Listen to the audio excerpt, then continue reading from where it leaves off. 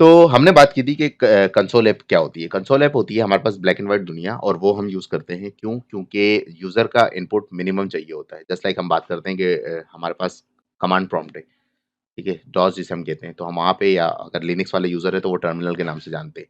तो वहाँ पे आपके पास सिर्फ़ कीबोर्ड ही यूज़ होता है इनपुट देने के लिए, तो आप उसमें से कोई भी ऑप्शन 1 2 3 4 या कोई भी अपनी चीज़ टाइप करते हैं और एंटर करते हैं, और इस तरीके से वो यूज़र का इनपुट ले रहा होता है और आगे चल रहा होता है। तो कंसोल बहुत बेसिक लेवल की ऐप होती है।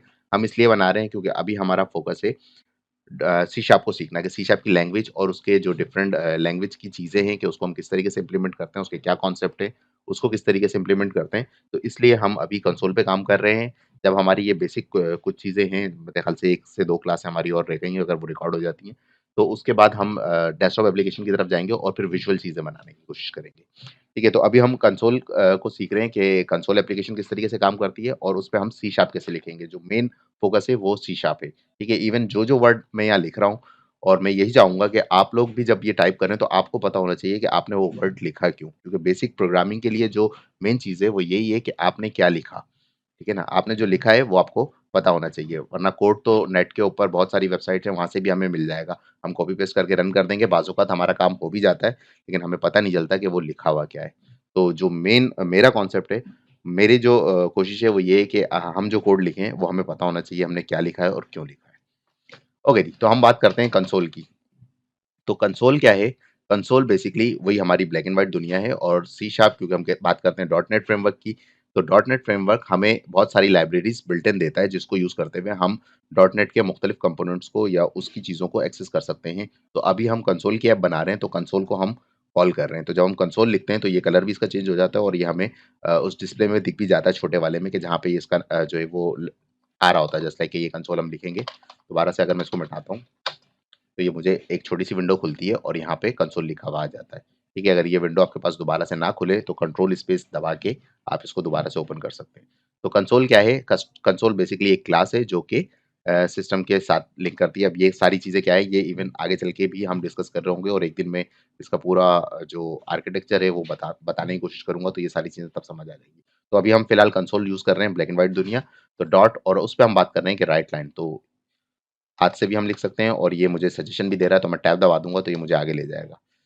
Console dot write line bracket open, और फिर हमने यहाँ पे लिख दिया इन्वर्टेड कॉमास टेक्स्ट लिखने के लिए यूज़ होता है, तो हमने लिखा कि वेलकम वेलकम टू प्रोग्रामिंग, और मैंने इसको टर्मिनेट कर दिया। तो यहाँ तक हमारी बेसिक लाइन हो गई, और अब हम चाहते हैं कि इसको रन कर लें, तो मैं इसको रन कर सकता हूँ यहाँ पे क्लिक करके, या फिर डिबग में जाके स्टार्ट डिबगिंग पे। ठीक है, अभी तक मैंने ये लिखा है, ये नीचे सजेस्ट कर रहा है, ये लिखा हुआ नहीं है। तो मेरा ये एक basic program welcome to programming लिखा हुआ आया, और मेरा ये कोड एंड हो गया। ठीक है, मैं एंटर कर देता हूँ तो ये टर्मिनेट हो जाएगा। लेकिन अगर मैं इसकी एक्सी फाइल बना देता, यानी कि ये एग्जीक्यूटेबल फाइल होती और ये चलती, तो ये फाइल चलती और बंद हो जाती, और आउटपुट पे कुछ भी लिखा हुआ नहीं आता, क्योंकि इसके बाद मैंने कोई चीज़ बताई नहीं है, इंस्ट्रक्शन नहीं दी कंसोल को। तो जब भी हम कंसोल एप्लीकेशन बनाते हैं, तो एक बेस्ट प्रैक्टिस अपने लिए याद रख लीजिए, कि आप उसके लिए कंसोल डॉट रीड लाइन ज़रूर लगाइए। रीड लाइन का मतलब है कि कंसोल वेट करेगा यूज़र के इनपुट का, कि जैसे ही वो एंटर करेगा तो उसको वो लाइन मिलेगी और वो सिस्टम टर्मिनेट हो जाएगा। तो बेस्ट प्रैक्टिस ये है। अब अगर मैं इसको रन करता हूँ, तो कंसोल वेलकम टू प्रोग्रामिंग, और मेरा प्रोग्राम टर्मिनेट नहीं हुआ। अब ये वेट कर रहा है मेरे की इनपुट का। अगर मैं एंटर करता हूँ तो ये अब मेरा प्रोग्राम टर्मिनेट हो गया, जबकि यहाँ पे भी ये स्टॉप हो गया है, दोबारा से जो प्ले की कंडीशन थी वो खत्म हो गई। ठीक है, तो ये बेसिक हमने कंसोल पे कुछ भी टाइप करवा लिया और कंसोल डॉट रीड लाइन कर लिया। राइट लाइन, जब भी हमें कंसोल पे कुछ लिखना होगा उसके लिए हम राइट लाइन यूज़ करेंगे। इसके अलावा भी एक वर्ड यूज़ होता है कंसोल डॉट राइट, जो कि लाइन नहीं बनाता। लाइन का मतलब होता है कि एक पूरी लाइन लिखेगा और जो कंप्यूटर है उसके आखिर में एंटर लगा देगा, यानी कि वो अगली लाइन पे चला जाएगा। तो रीड लाइन अगली लाइन में आ रहा था, जबकि अगर मैं कंसोल डॉट राइट लिखूंगा तो उसका ये मतलब होगा कि कंसोल डॉट राइट उसी एक ही लाइन में चल रहा होगा और रीड लाइन भी उसी लाइन में आ रहा होगा। ठीक है, इसकी एग्जांपल किस तरीके से ले लेते हैं, इसके लिए मैं लिख देता हूँ कि कंसोल पे लिखा हुआ है console dot write line inter your name. ठीक है, अभी मैं सिर्फ डिस्प्ले करा रहा हूँ, कुछ इसकी वैल्यू को स्टोर नहीं करा रहा, तो मैंने कहा कंसोल डॉट राइट लाइन की जगह कंसोल डॉट राइट। तो कंसोल डॉट राइट यानी कि स्क्रीन पे लिखा हुआ आ जाए ये, और उसके बाद क्या कर रहा हो, कंसोल जो है वेट कर रहा हो रीड लाइन का। अब अगर रन करते हैं इसको, तो क्या होता है, कि हमारे पास वेलकम टू प्रोग्रामिंग आया और उसके बाद कंसोल डॉट राइट लाइन था, तो ये अगली लाइन पे चला गया, एंटर योर नेम आया और ये यहीं वेट कर रहा है। तो अब मैं जो भी यहाँ लिखूँगा, इसका मतलब है कि ये एक ही लाइन में कंटिन्यू हो रहा है। तो राइट हम इसलिए यूज़ करते हैं कि हमारी लाइन ब्रेक नहीं हुई है। Console dot write line, line को ब्रेक करने के लिए यूज़ होगा। तो राइट क्या करेगा? एक ही लाइन में वेट कर रहा है, यहाँ पे मैं इनपुट कर सकता हूँ और जबकि राइट लाइन क्या करता है कि वो एंटर कर देता है, बस इतना सा फ़र्क है। इसकी आप प्रैक्टिस करेंगे तो आपको ऑटोमेटिकली समझ आ जाएगा। ठीक है, मैं इस पे ज़्यादा टाइम नहीं लगाता और मैं आगे चलता हूँ। ठीक है, तो बेसिक कंसोल एप्लीकेशन में हम राइट और रीड के ज़रिए काम कर सकते हैं। रीड करके हमने अब तक कुछ नहीं किया है, सिर्फ़ रीड करने का के लिए सिर्फ़ इनपुट का ही वेट किया है एंटर का, इसके अलावा हमने कुछ नहीं किया है। ठीक है, तो बेसिक 2 स्टेटमेंट राइट लाइन और रीड लाइन ही यूज़ होता है, राइट बहुत कम यूज़ होगा, लेकिन अगर आप प्रेज़ेंटेशन के लिए यूज़ करना चाह रहे हैं, तो अच्छी बात है कि आप एक ही लाइन में यूज़र से इनपुट लेना चाह रहे हैं, बजाए इसके कि वो नीचे जाके इनपुट करे, तो वहाँ पे आप राइट यूज़ कर सकते हैं। ओके। अब बात करते हैं कि हमारे पास डेटा टाइप्स कौन-कौन सी होती हैं, ठीक है? ये डेटा टाइप्स की अगर मैं एक कंप्लीट ऐप की बात करूँ, अच्छा एक चीज़ और याद रखिए कि हमने कमेंट यूज़ किए थे। कमेंट का मतलब होता है कि मैं यहाँ पे कोड पे कुछ भी लिखूँगा तो ये मुझे एरर दे देगा। ये कि भाई आपने ये क्या लिखा है और ये रेड लाइन नीचे आ गई। ये चीज़ गलत है और इससे आगे ये सारी चीज़ें गलत होना शुरू हो जाएँगी। क्योंकि जो हमारा विजुअल स्टूडियो है या सी शार्प का जो इंजन है उसको ये नहीं पता कि एएसएफ का क्या मतलब होता है। तो ये उसके लिए अननोन है। तो उसको जो नोन चीज़ें हैं जिसको सी शार्प का इंजन या डॉट नेट जानता है वो हम यहाँ टाइप कर सकते हैं। तो हम इस तरीके से कोई वर्ड नहीं लिख सकते। अगर मैं चाह रहा हूँ कि मैं कोई अपनी इंस्ट्रक्शंस लिख दूँ ताकि मुझे फ्यूचर में याद रहे कि मैंने क्या किया तो उसके लिए हम कहते हैं उसे कमेंट। ठीक है? तो कमेंट, तो हमें जो भी कमेंट लिखने हैं वो हम यहाँ पे लिख सकते हैं और मुझे मल्टीपल लाइन में लिखने हैं तो मैं अगेन यहाँ पे लिख के कुछ भी लिखना चाहूँ तो मैं लिख सकता हूँ। तो ये कमेंट हमारा जो सी शार्प का इंजन है या जो हमारा प्रोग्राम है, जब वो रन होगा तो वो इसको इग्नोर करेगा क्योंकि ये कमेंट है और वो यहाँ से चलना शुरू होगा। ये क्यों लिखा जाता है? ये एक बेस्ट प्रैक्टिस होती है कि आप एज़ अ न्यू डेवलपर अगर काम कर रहे हैं, तो आप कमेंट्स को लाज़मी मेंशन करें ताकि आपके जो कोड है, अभी तो आप स्टार्ट कर रहे हैं तो बहुत छोटा लग रहा है, लेकिन एक वक़्त आता है कि आपका कोड इतना बड़ा हो जाता है कि हज़ारों फाइलें उसके अंदर शामिल हो जाती हैं। और आपको एक मेथड अगर दोबारा से मिलता है कि भाई आप उस कोड को चेंज करें, तो आपको याद भी नहीं होगा कि आपने क्या लॉजिक लिखी थी। ठीक है? अब जो टर्म्स मैं यूज़ कर रहा हूँ, ये टर्म्स आगे भी आपके पास समझ आएँगी। ठीक है ना? कि हमने क्या कोड लिखा है, असल में हमें वो समझना है, ताकि हम उसको चेंज कर सकें। तो हमें वो उसकी जो काम करने की तरीका है वो समझ नहीं आएगा, तो उसके लिए हमें ये कमेंट्स हेल्प करते हैं। तो आपकी जो भी टेक्नीक है जिसके थ्रू आप वो चीज़ लिखना चाह रहे हैं या आप उस चीज़ को स्क्रीन पे प्रेज़ेंट करना चाह रहे हैं, उसको आप कमेंट में मेंशन कर दें। ये आपके लिए भी बेहतर है और आपके अलावा जो उस प्रोजेक्ट पे काम करेगा, उस सॉफ्टवेयर पे काम करेगा, उसके लिए भी हेल्पफुल है। तो कमेंट एक अच्छी चीज़ है। इस तरीके से आप सिंगल लाइन कमेंट लिख सकते हैं और इस तरीके से आप मल्टीपल लाइन कमेंट लिख सकते हैं। तो ये सब मल्टीपल लाइन में चला जाएगा। ठीक है। तो एक सिंगल लाइन कमेंट करने के लिए डबल स्लैश यूज़ कर सकते हैं और मल्टी लाइन के लिए आप ये लगा के इसको क्लोज़ कर देंगे तो इसके बीच में जो भी लिखा जाएगा वो मल्टी लाइन है। अगर आप बार-बार स्लैश नहीं लगाना चाह रहे तो आप इस तरीके से भी कमेंट यूज़ कर सकते हैं। ये दोनों तरीके हैं कमेंट्स के जो कि यूज़ हो सकते हैं। ओके, एक चीज़ इम्पोर्टेंट थी कमेंट, अब इससे बाद आगे चलते हैं कि हम बात कर रहे हैं डेटा टाइप्स की। ठीक है। तो डेटा टाइप्स क्या होती हैं? डेटा टाइप्स क्या है? डेटा टाइप जो है वो हमारे पास डेटा स्ट्रक्चर का एक कॉन्सेप्ट है। अब ये जो कॉन्सेप्ट कॉन्सेप्ट की जब मैं बात करता हूँ तो ये कॉन्सेप्ट सिर्फ़ सी शार्प का नहीं है, ये प्रोग्रामिंग का कॉन्सेप्ट है और डिफरेंट लैंग्वेजेज़ जो हमारे पास एग्ज़िस्ट करती हैं, उन सब पे अप्लाई होता है। ठीक है? तो हम अगर बात करते हैं कि भाई डेटा टाइप क्या है कि हमारे पास जो डेटा हम यूज़ कर रहे होंगे, यानी कि जो भी यूज़र का इनपुट यूज़ कर रहे होंगे या हमारे प्रोग्राम का जो भी इनपुट होगा, उसको हम किस तरीके से चेक करेंगे कि ये किस टाइप का है, यानी किस नेचर का है। जस्ट लाइक कि हमारे पास जो बेसिक डेटा टाइप है उसे हम कहते हैं नंबर, लेकिन हमारे पास सी शार्प में नंबर नहीं है। ठीक है, हमारे पास नंबर को रिप्रेजेंट करने के लिए डिफरेंट डेटा टाइप्स हैं। इसी तरीके से कुछ डेटा टाइप होती है टेक्स्ट, तो टेक्स्ट को किस तरीके से रिप्रेजेंट करेंगे उसके लिए अलग हमारे पास टेक्निक्स हैं सी शार्प में। ठीक है, तो डिफरेंट लैंग्वेजेस में टेक्स्ट को रिप्रेजेंट करने के लिए, नंबर को रिप्रेजेंट करने के लिए डिफरेंट टर्म्स यूज़ होती हैं। हमें कॉन्सेप्ट समझना है कि जब भी मुझे नंबर लिखना है, तो नंबर के लिए मुझे some sort of data type चाहिए होगी। जब भी मुझे कोई टेक्स्ट लिखना है, टेक्स्ट की एग्जांपल क्या हो सकती है? मेरा नाम है नवीद अहमद, तो मेरा नाम एक टेक्स्ट है। नंबर की हम बात करें तो नंबर हमने कहा 1 2 3 एक नंबर है। तो 1 2 3 को कभी स्टोर कराना होगा तो उसके लिए हमें जो डेटा टाइप चाहिए होगी, वो चाहिए होगी नंबर। और जहाँ पे भी हमें कोई अल्फ़ा न्यूमेरिक टेक्स्ट यूज़ करना होगा, किसी का एड्रेस है तो या किसी का नाम है तो उसके लिए हम यूज़ कर सकते हैं टेक्स्ट। ठीक है, तो इस डेटा को स्टोर कैसे कराएँगे? तो डेटा टाइप्स तो हमें बेसिक समझ आ गई कि एक नंबर होता है, एक टेक्स्ट होता है। अब इस डेटा को जब स्टोर कराना है तो उसके लिए हमारे पास जो कॉन्सेप्ट यूज़ होता है वो होता है वेरिएबल का, जो हमने मैथमेटिक्स में बचपन से पढ़ते आ रहे हैं। तो मैथमेटिक्स में हमारे पास वेरिएबल्स होते हैं जिनमें हम डेटा स्टोर करते हैं। ठीक है, सेम चीज़ प्रोग्रामिंग में भी है। प्रोग्रामिंग में भी हमारे पास वेरिएबल्स होते हैं। वेरिएबल यानी कि चेंजेबल चीज़ की कोई भी चीज़ जो हम बनाएँगे उसको हम चेंज कर सकते हो। जस्ट लाइक कि हम मैथमेटिक्स में कहते थे कि suppose x is equal to 5, तो x की एक वैल्यू होती है 5 और x जो है वो कुछ भी हो सकता है, 5 की जगह 10 भी हो सकता है। तो वेरिएबल का जो कंप्यूटर में हमारे पास काम है कि एक एरिया रिजर्व हो जाता है कंप्यूटर में, जिसे हम कहते हैं कि सम सॉर्ट ऑफ वेरिएबल, और उसके अंदर हम कोई भी डेटा डाल देते हैं। तो सी शार्प जो है वो, जो ये वाली लैंग्वेज है वो है हमारे पास स्ट्रांगली टाइप की नेचर नेचर की। तो ये कहती है कि आप जो वेरिएबल बनाएं उसको उसकी टाइप भी बताएं, यानी कि उसकी डेटा टाइप भी बताएं कि ये जो वेरिएबल है किस टाइप की डेटा को होल्ड करेगा। तो हम अगर एक वेरिएबल बनाने चाहते हैं, तो मेरे पास जो नंबर्स हैं, नंबर्स के लिए मेरे पास बहुत सारे डेटा टाइप हैं सी शार्प में, जिसमें से बेसिक वाले को मैं यूज़ कर रहा हूँ आईएनटी, जिसे कहते हैं इंटीजर, फुल इसका नाम है इंटीजर, और शॉर्ट में हम इसे लिखते हैं आईएनटी। ठीक है, आईएनटी के भी डिफरेंट वर्जन है, मैं सिंपल एक आईएनटी लिख रहा हूँ। तो मुझे अगर वेरिएबल बनाना है तो उसे हम प्रोग्रामिंग में उसकी टर्म यूज़ करते हैं वेरिएबल को डिक्लेयर करना, यानी कि वेरिएबल को डिक्लेयर करना यानी वेरिएबल को बनाना। ठीक है, तो मैं एक वेरिएबल को डिक्लेयर कर रहा हूँ और ये मैं कमेंट साथ-साथ कर रहा हूँ ताकि आपको समझ आता रहे कि मैं जो ये लाइन लिख रहा हूँ वो क्यों लिख रहा हूँ। तो int x is equal to 5, तो मैंने एक वेरिएबल डिक्लेयर कर दिया x का, जिसका नाम x है, ये इसका नाम है, ये इसकी टाइप है, ये इंटीजर टाइप का एक वेरिएबल है।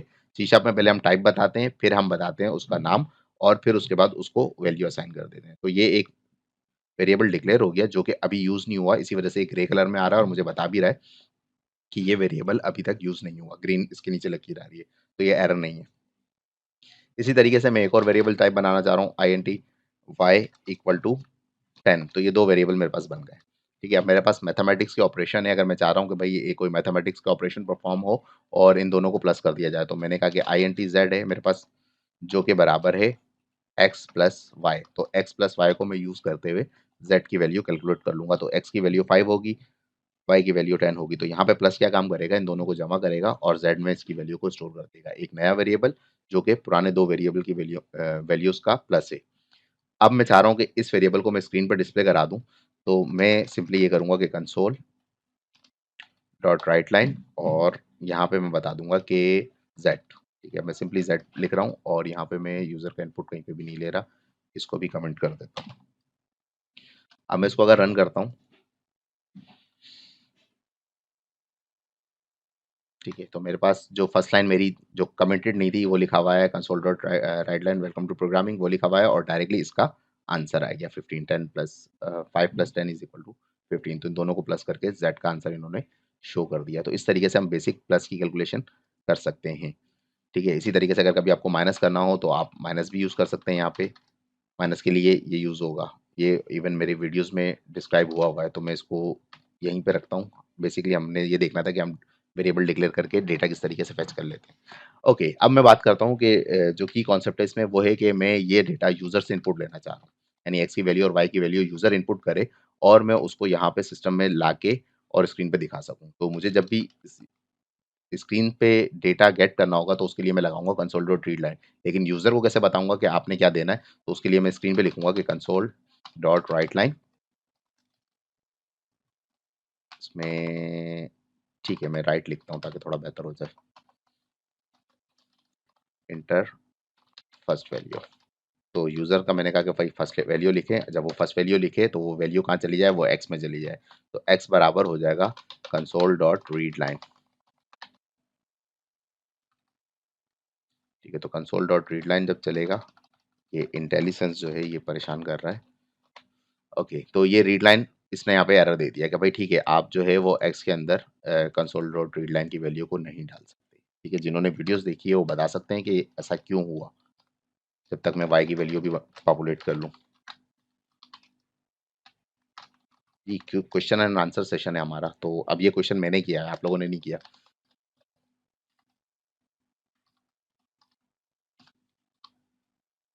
ओके जी, एनीवन? नंबर है इस वजह से।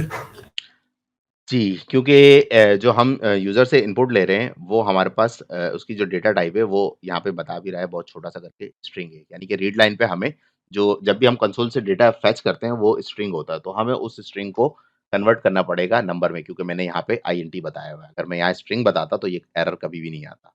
ठीक है? तो मैंने क्या करना है कि मैंने इनको कन्वर्ट करना है console sorry convert dot to int 32 और ब्रैकेट ओपन और इस वैल्यू को यहाँ डाल देना है।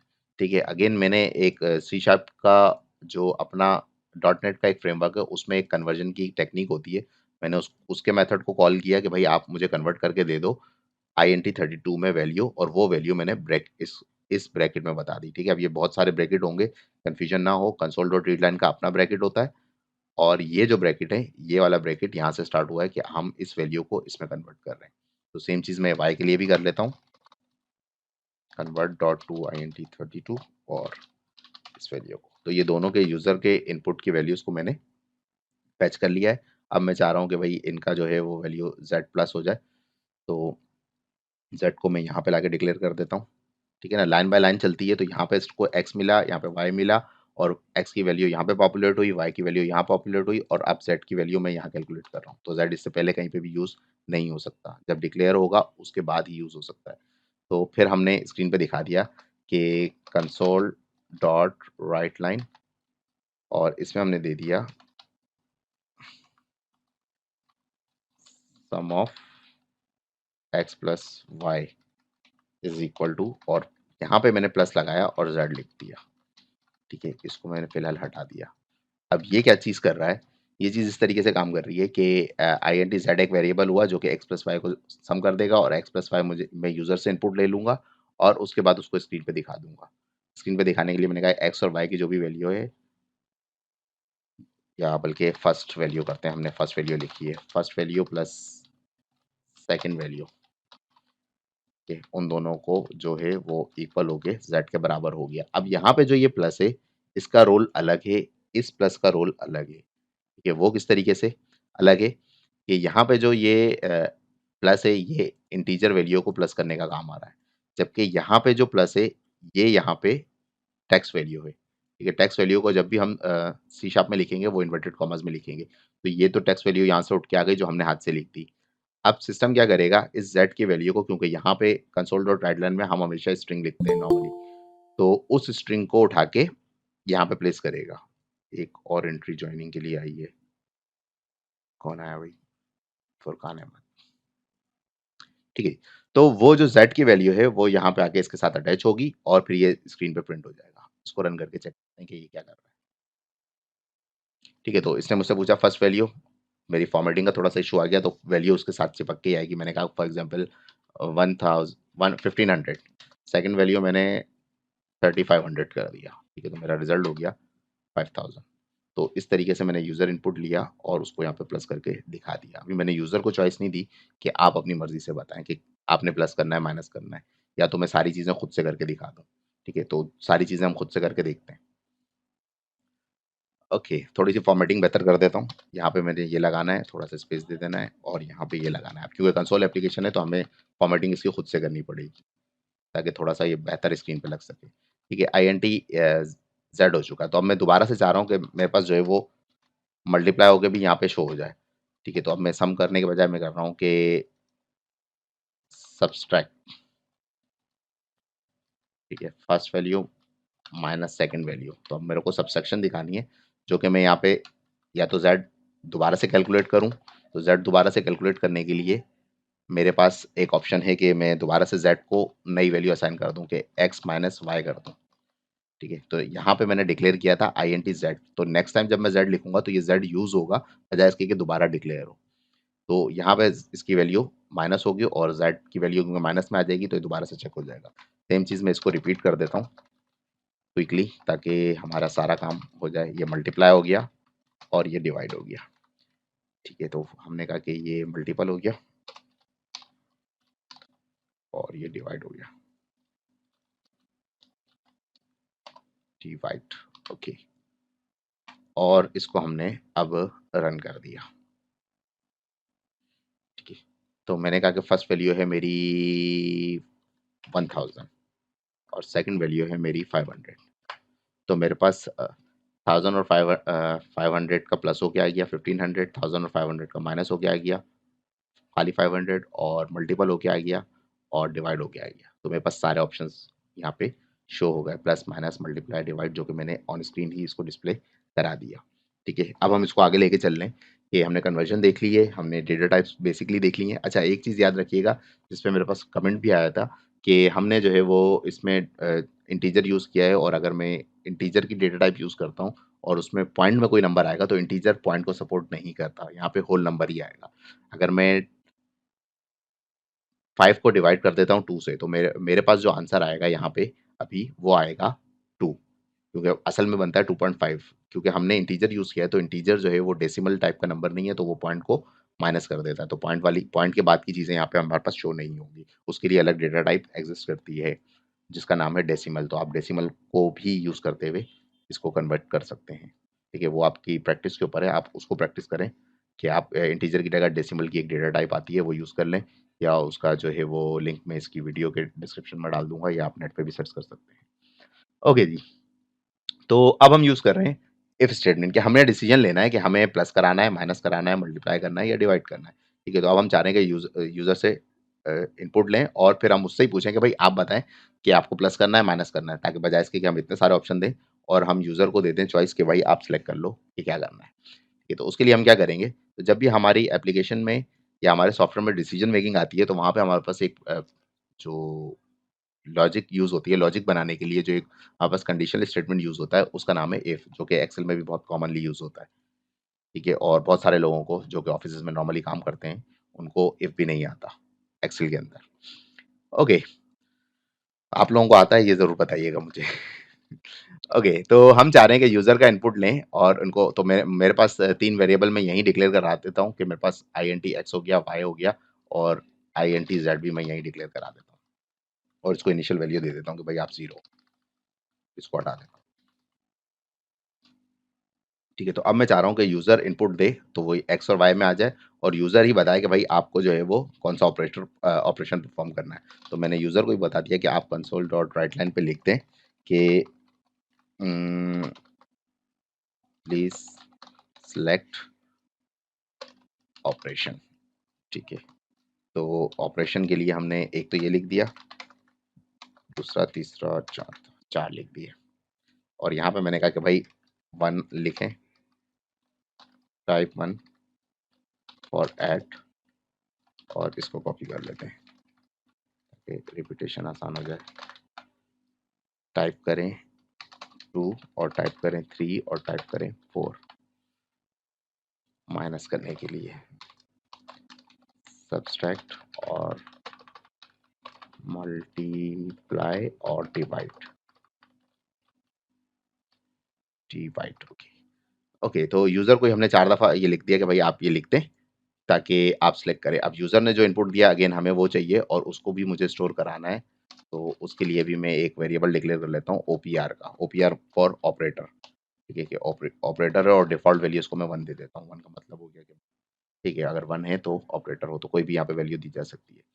अब यूज़र के इनपुट को सेम चीज़ वही करनी पड़ेगी कि ओपीआर इज़ इक्वल टू जो भी यूज़र इनपुट दे उसको उठा के इसमें डाल दो। तो यूज़र ने जो भी इनपुट दिया 1 2 3 4 और कोई और नंबर भी दिया तो वो भी इनपुट कर सकता है। नंबर नहीं होगा तो यहाँ पे कोई एरर नहीं आएगा। और अगर यूज़र ने इसकी जगह कोई भी टेक्स्ट डाल दिया और कन्वर्जन इंटीजर 32 की लगी है तो यहाँ पे हमारा सिस्टम क्रैश हो जाएगा, यानी कि एप्लीकेशन में एरर आ जाएगा। सिस्टम को नहीं पता चलेगा कि भाई आप टेक्स्ट को इंटीजर में क्यों कन्वर्ट कर रहे हो, तो वो यहाँ पे सिस्टम एरर जनरेट कर देगा। उसे कहा जाता है एक्सेप्शन।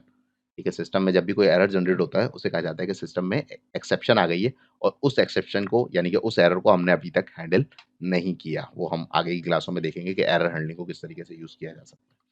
ठीक है, तो हमारे पास ऑपरेटर भी आ गया और हमारे पास वैल्यूज़ भी आ गई। अब उसकी बेसिस पे हमें चेक करना है कि यूज़र ने क्या सिलेक्ट किया।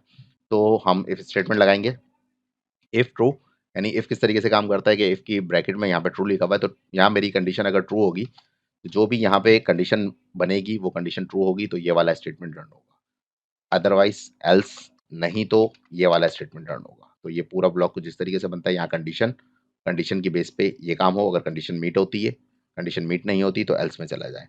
और अगर हमारे पास मल्टीपल इफ लगाने हो तो मल्टीपल कंडीशन के लिए हम एल्स के साथ ही इफ लगाएंगे। ये कंडीशन नहीं तो दूसरी कंडीशन, अब वो देख लेते हैं। तो हमने कहा कि अगर ऑपरेटर बराबर हो 1 के, क्योंकि हम उसको कन्वर्ट कर चुके हैं तो हमारे पास नंबर है, तो अगर ऑपरेटर की वैल्यू 1 हो तो प्लस कर दे। तो प्लस करने के लिए हमने यहाँ पे z की वैल्यू को चेंज कर दिया कि z जो है वो प्लस कर दे। ठीक है, तो ये तो एक कंडीशन हो गई, नहीं तो क्या करे, अदरवाइज वो क्या कर दे कि z is equal to x minus y, तो ये तो माइनस हो गई। ठीक है, तो एक हो गई कि ऑपरेटर 1 हो तो प्लस कर दे, नहीं तो माइनस कर दे। लेकिन अगर इसके अलावा मल्टीपल कंडीशंस हैं, तो वो हम किस तरीके से बताएँगे, तो वो हम एल्स के साथ अगेन इफ लगाएँगे और ब्रैकेट ओपन करेंगे। तो हम नहीं तो एल्स के बाद एक और कंडीशन, कंडीशन क्या हो कि ओपीआर बराबर हो 2 के, यानी कि यूज़र ने बोला है कि मुझे माइनस करके दो, ठीक है? और सेम कोड को मैं फिर कॉपी कर लेता हूँ और लास्ट में एल्स लिख देते हैं कि कुछ भी ना बताए यूज़र, तो क्या कर दे, यहाँ पे 3 आ जाएगा कि जब यूज़र अगर 3 ले तो मल्टीप्लाई कर दे, और जब कुछ ना हो तो, और एक गड़बड़ मैं कर रहा हूँ यहाँ पे कि ये z की वैल्यू को मैंने चेंज करना है, x की वैल्यू को चेंज नहीं करना। ठीक है, तो ये जो गड़बड़ आप करते हैं लॉजिक की, कि मैंने लिखने में x लिख दिया, ये लॉजिक की मिस्टेक है। तो यहाँ पे आपको सी शार्प जो है या विजुअल स्टूडियो जो है वो कोई हेल्प नहीं करेगा। तो आपको थोड़ा सा देख के लिखना है कि आप क्या लिख रहे हैं। लॉजिक की मिस्टेक कोई भी कंपाइलर या कोई भी जो हमारा इंजन होता है वो उसको रीड नहीं कर पाता। ओके, तो हमने सारे ऑपरेटर बता दिए। अगर कोई यूज़र 8 लिखता है, 10 लिखता है, तब भी वो एल्स की कंडीशन में जाएगा, क्योंकि कंडीशन मीट ही नहीं होगी। ऑपरेटर 1 के बराबर नहीं है। अगर 1 के बराबर होगा तो ये कोड एग्जीक्यूट होगा और सिस्टम यहाँ बाहर आ जाएगा। अगर 1 के बराबर नहीं होगा तो वो चेक करेगा कि 2 के बराबर है। अगर 2 के बराबर होगा तो चल जाएगा, 2 के बराबर नहीं होगा तो फिर चेक करेगा 3 के बराबर है, 3 के बराबर होगा तो चल जाएगा, नहीं होगा तो फिर वो, इसके अलावा कोई कंडीशन नहीं है तो एल्स वाली कंडीशन में जाएगा और वो सबको कंसीडर करेगा कि भाई डिवाइड कर दो, और यहाँ पे आके वो रिजल्ट आ जाएगा। अब हमें इसको डिस्प्ले कराना है, तो इसको डिस्प्ले कराने के लिए मैं शॉर्ट में ये लिख देता हूँ कि रिजल्ट शॉर्ट कर देते हैं, क्योंकि अभी मैं इसमें मजीद लॉजिक नहीं लगाना चाह रहा। रिजल्ट इज, तो यूज़र ने जो भी ऑपरेटर लिखा उसका रिजल्ट स्क्रीन पे शो हो जाए, और ये हमारा काम यहाँ ख़त्म हो गया। तो ये मेरा बेसिक से एक कोड बन गया, जिसको एक दफ़ा देख लेंगे कि कोई गड़बड़ तो नहीं है, और फिर रन करते हैं। ठीक है, नॉर्मली ज़्यादा चला के ही देखा जाता है कि मसला आया कि नहीं आ रहा। तो फॉर एग्जाम्पल मैंने कहा कि 5500, इसको मैंने कहा सेकंड वैल्यू है 3800, और एंटर किया। इसने मुझसे पूछा कि ऑपरेटर क्या है, तो मैंने कहा मल्टीप्लाई कर दो, तो मैंने 3 लिखा, तो उसने इसका मल्टीपल दे दिया। अब इसको हम चेक कर सकते हैं कैलकुलेटर पे कि वाक़ई यही है। ठीक है, अब अगर मैं एंटर करता हूँ तो मेरा प्रोग्राम ऑब्वियसली टर्मिनेट हो जाएगा और मैं बाहर आ जाऊँगा, क्योंकि इसके बाद मेरा प्रोग्राम एग्ज़िस्ट नहीं करता था। ठीक है, अगर मैं चाहता हूँ कि मेरा प्रोग्राम बार-बार चले, तो उसके लिए जो हमारा अगला टॉपिक है, ठीक है, मैं स्विच स्टेटमेंट को फिलहाल यहाँ छोड़ रहा हूँ। उसकी वीडियो से ही आप उसको कवर कर लीजिएगा, क्योंकि टाइम बहुत हो जाएगा मेरे पास कि मैं इसको यहाँ पे बताऊँ। ओके, तो उस पे फिर हम देख लेंगे कि अगर उसमें कोई कन्फ्यूजन होगा तो स्विच स्टेटमेंट को भी हम यहाँ यूज़ कर सकते हैं, जो इससे थोड़ा-सा ज़्यादा सिंपल हो जाता है। ठीक है, तो अभी हम बात कर रहे हैं कि मुझे यही प्रोग्राम मल्टीपल टाइम रिपीट करना है, तो उसको किस तरीके से हम हैंडल करेंगे। जब भी हमें कोई भी काम मल्टीपल टाइम करना होता है, उसके लिए हमारे पास एक कॉन्सेप्ट आता है लूप का। ठीक है, मैं फिलहाल इस कोड को कमेंट कर रहा हूँ, ठीक है? थोड़ी-सी देर के लिए एक दूसरा कॉन्सेप्ट समझाने के लिए कि वो किस तरीके से काम करता है। कंट्रोल ए, कंट्रोल के सी। ओके, मैंने पूरे कोड को कमेंट कर दिया है और मैं बिल्कुल नीचे आ गया हूँ। अभी हम बात कर रहे हैं लूप की, कि लूप क्या होती है? लूप होती है रिपिटेशंस, ठीक है? हम चाह रहे हैं कि हमें एक काम मल्टीपल टाइम करना है, यानी कि मुझे अपना नाम लिखना है 1000 मर्तबा, ठीक है? जस्ट लाइक स्कूल में पनिशमेंट मिलती है कि भाई ये चीज़ जो है वो 100 दफ़ा लिख के लाओ या 200 दफ़ा लिख के लाओ। तो हम कॉपी में तो बहुत दफ़ा लिखते हैं, लेकिन अगर हम प्रोग्राम को बोलेंगे भाई ये चीज़ दो बार-बार लिखो, तो मैं तो कॉपी पेस्ट करके बहुत सारी लाइनें क्रिएट कर दूँगा। तो लेकिन प्रोग्राम तो बार-बार उसको एक-एक line line by line execute कर रहा होगा। तो बजाय इसके कि हम लाइन बाय लाइन एग्ज़ीक्यूट करें, हम सिस्टम को बता देंगे भाई ये काम है और इसको आप लूप में डालो और इसको इतनी दफ़ा चला दो। तो जितनी दफ़ा भी वो लूप को हम काउंटर देंगे उतनी दफ़ा चल जाएगा। तो उसके लिए हमारे पास एक बेसिक लूप यूज़ होती है फोर की। ठीक है, फोर फोर की लूप है, डबल टैप दबाएँगे तो ये इस तरीके से लिखा हुआ आ जाएगा, और यहाँ पे हमारे पास जो एक इम्पोर्टेंट चीज़ आती है वो आती है ये लेंथ, और ये बता रहा है कि यहाँ पे एरर आ रहा है। यानी कि हमारी लूप की लेंथ कितनी हो, तो ये नॉर्मली 0 से स्टार्ट होती है। तो मैं कह रहा हूँ कि मेरी जो लूप है वो स्टार्ट हो 500 तक। यानी कि आईएनटी एक वेरिएबल, जिस तरीके से हमने डिक्लेयर करना शुरू किया कि आईएनटी आई एक वेरिएबल है जिसकी इनिशियल वैल्यू 0 है, जब तक आई छोटा है 500 से, ये लूप चलती रहे, और हर लूप के चलने के बाद आई की वैल्यू इंक्रीज होती रहे 1। यानी कि फर्स्ट टाइम ये आई जो था 0 था, जब ये लूप यहाँ से यहाँ तक चलेगा तो वो इसकी वैल्यू को प्लस कर देगा, यानी कि अगले चक्कर में आई जो होगा वो 1 हो जाएगा। फिर इसी तरीके से चलता रहेगा, 499 हो जाएगा। 499 का मतलब हो गया कि 500 टाइम ये ऑलरेडी ये चीज़ चल चुकी होगी, क्योंकि 0 से स्टार्ट हुई है। तो 0 से लेके 499 तक 500 तक चल चुकी होगी। तो अगले चक्कर में जाएगा कि आई जो है वो 500 से छोटा है, क्योंकि आई की वैल्यू 500 हो चुकी होगी। तो 500 इज़ लेस देन 500, ये स्टेटमेंट फॉल्स हो जाएगा। तो जैसे ही ये स्टेटमेंट फॉल्स हो जाएगा, यानी कि हमारा जो लेंथ है वो कंप्लीट हो जाएगी, तो ये इस कोड से बाहर आ जाएगा और यहाँ पे आके लिख देगा जो हम यहाँ लिखेंगे कंसोल डॉट राइट लाइन, हमने कहा कि लूप एंड डेट। ठीक है, तो यहाँ पे हमारी लूप एंड हो गई और मैं यहाँ पे जो भी चीज़ प्रिंट कराना चाह रहा था वो मैं यहाँ लिख देता हूँ। ठीक है, हम लिख देते हैं कि आई लव प्रोग्रामिंग। ठीक है, और ये कितनी दफ़ा चल रहा है तो मुझे भी नहीं पता, तो इससे पहले मैं इसको कर देता हूँ कि आई की वैल्यू ये जो कि काउंटर है वो प्लस हो जाए इसके साथ, और यहाँ पे एक थोड़ा-सा अच्छा इम्पैक्ट आ जाए।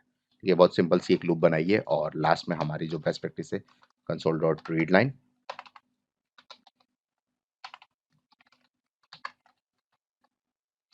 वो चल रही है।